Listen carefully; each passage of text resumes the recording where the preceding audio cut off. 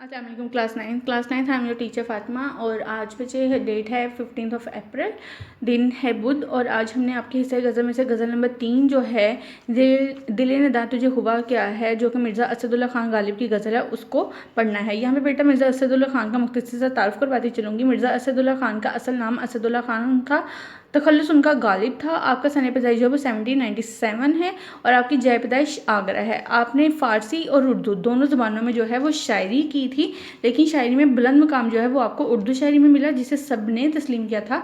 और गालिब जो है वो हर दौर के शायर जो हैं हर दौर के अहम शायरों में उनका नाम है।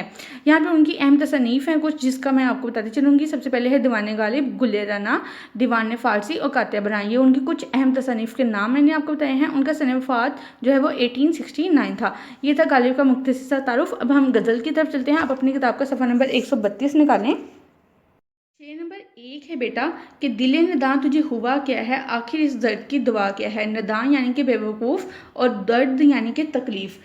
उसके बाद दिल नदां से मुराद यहाँ पे क्या आ जाएगा, नदान दिल या बेवकूफ़ दिल या ना समझ दिल। ठीक हो गया। और यहाँ पे इस शेर में शायर जो हैं असदुल्ला खान गालिब, यानी कि वो क्या कहना चाह रहे हैं कि अपने दिल से सवाल कर रहे हैं कि ए कमबख्त नदान दिल तुझे हुआ क्या है, कि ये जो बीमारी तूने मोहब्बत यानी कि जिसका नाम है वो पाल ली है, उसमें मुब्तला हो गया है, जिसकी अभी तक कोई दवा तक नहीं ईजाद हुई। ये वो रास्ता है जिस पे चल के सिर्फ और सिर्फ रुसवाई ही मिलती है, और तो इस रास्ते से जो है वो उम्मीदें वाबस्ता करके बैठा हुआ है। यानी कि वो अपने दिल से मुखातिब होकर अपने दिल को ये चीज़ें पूछ रही हैं। उसके साथ वो कहते हैं कि मोहब्बत वो मर्ज़ है जिसमें दुख और तकलीफ़ें जो इंसान का मुकद्दर बन जाती हैं। गुजरे वक्त के साथ साथ मुसीबतों में जो है वो इजाफा होता जाता है, और इंसान जिसको मोहब्बत या जो मोहब्बत में मुबतला हो जाता है, वो क्या है कि उसका जीना दोभर हो जाता है।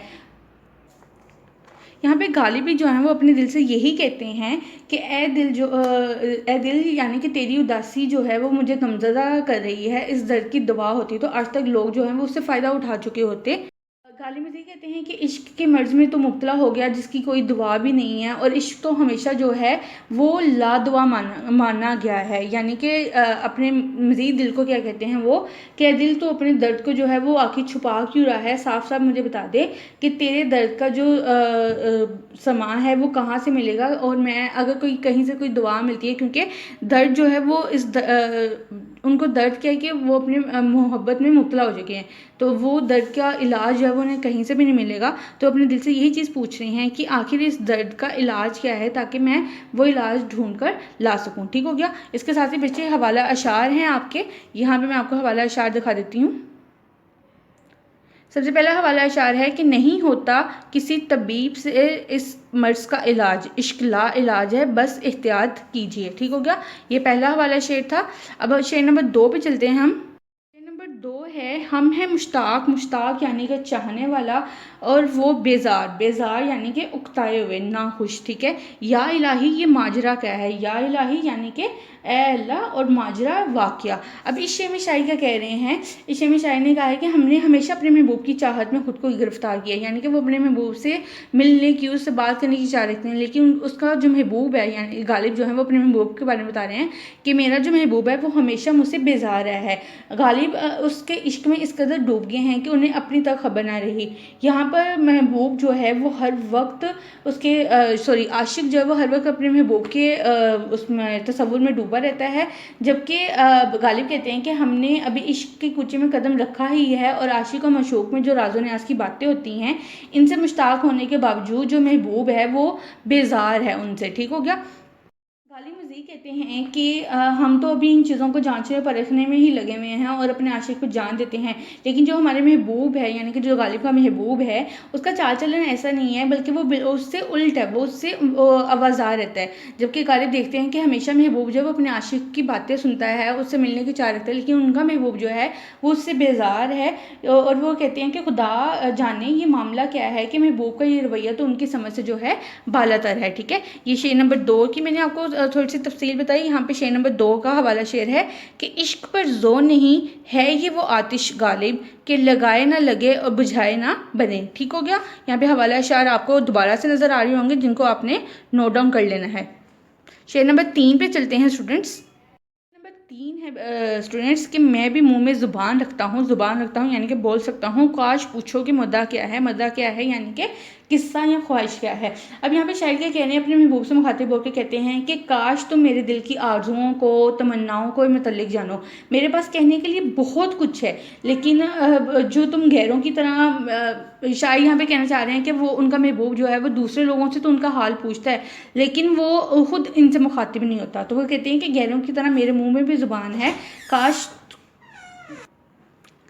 गालिब कहते हैं कि काश तुम मुझसे मेरी तमन्ना पूछो, खुदा जाने कि खुदा ने मुझे भी बात करने की जो है वो ताकत दी है। मज़ीद इसमें गालिब कहते हैं कि काश महबूब इनके दिल के जो जज्बात हैं उनकी कदर करे, ख़ुद इसके दिल के जो सदमे हैं या शिकायतें हैं वो सुने और इस हसरत की तकमील करे कि वो अपने महबूब के सामने बात करना चाहते हैं। ये शेर नंबर आपका बच्चे 3 था। इसका हवाला शेर मैं दोबारा से बोल देती हूँ एक दफ़ा कि है कुछ ऐसी ही बात जो चुप हूँ, वरना क्या बात कर नहीं आती। ठीक हो गया। शेर नंबर 4 पे चलते हैं स्टूडेंट्स कि हमको उनसे वफ़ा की है उम्मीद जो नहीं जानते वफ़ा क्या है। वफ़ा का मायने यहाँ पर क्या आ जाएगा, निभा करना, भलाई करना, और उम्मीद यानी कि तवक्का रखना। ठीक है। अब यहाँ पे शायर जो है गालिब वो कहते हैं कि उसने एक ऐसे शख्स से उम्मीद लगाई है जिसकी फितरत में वफ़ा ही नहीं है, जो वफ़ा के तकाज़े तो दूर इसके मायने से भी नावाकिफ़ है। दरअसल जो शायर का महबूब है वो वफ़ा का बदला बेवफाई से देता है। तो यहाँ पर जो है वो इस तल्ख़ हकीकत से भी वाकिफ़ हैं कि जिस शख्स को वफ़ा का मायनी और मफ़हूम ही नहीं मालूम, हम उनसे वफ़ा की उम्मीद लगाए बैठे हैं। जैसा कि शायर जो हैं वो हज़रात मोस्टली ख़ुद कलामी की कैफियत में बात करते हैं। ऐसी ही हालत हमें इस शेर में भी नज़र आती है कि गालिब कह रहे हैं कि मुझे या तो अपने महबूब को वफ़ा के मायने समझाने पड़ेंगे या फिर उम्मीद की ये शमा ही बुझा देनी चाहिए कि मेरा महबूब कभी मुझसे वफ़ा करेगा। ठीक है स्टूडेंट्स, ये थे आपके शेर नंबर 1 से लेकर शेर नंबर 4 की हमने आज तशरीह की है। फर्दर हम इंशाअल्लाह ताला अगले लेक्चर में बाकी अशार की तशरीह करेंगे।